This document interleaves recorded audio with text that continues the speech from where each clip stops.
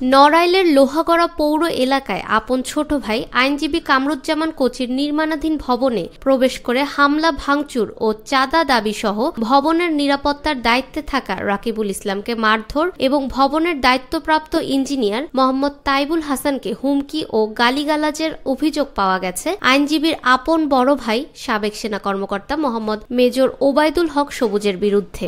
ওনার নিয়োগপ্রাপ্ত ইঞ্জিনিয়ার হয়ে ওখানে আমি তত্ত্বাবধায়ক এবং সাইট ইঞ্জিনিয়ার হিসেবে কর্মরত আছি। ওনারই সহোদর ছোট ভাই মেজর ওবায়দুল হক সবুজ, উনি আপনার 3 তারিখে আমার কাজের সাইডে যে আমার কেয়ারটেকার, আমার কন্ট্রাক্টরদের সাথে বাজে আচরণ করে, তাদের গায়ে হাত তোলে এবং আমার ওইখানে সাইডের যে মালামাল ছিল ওই মালামালগুলো উনি নষ্ট করে।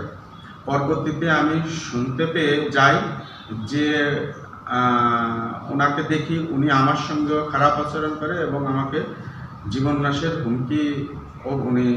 হুমকি দিচ্ছে এবং আমাকে উনি বলছে যে তোর উকিল বাপকে আমাকে 10 লক্ষ টাকা দিতে বলবি, না হলে তোর কাজ বন্ধ।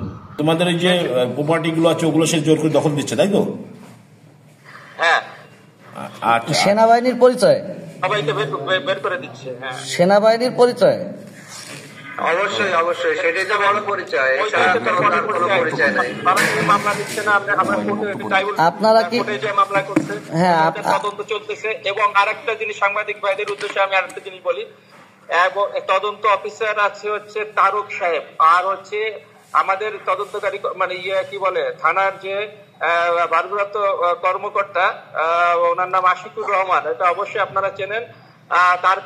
তাদের কাছেও শুনলে পরে রিপোর্ট গুলো তাদের কাছে আসে, ঠিক আছে? এই এতদিন ধরে এসআই তারেক সাহেব,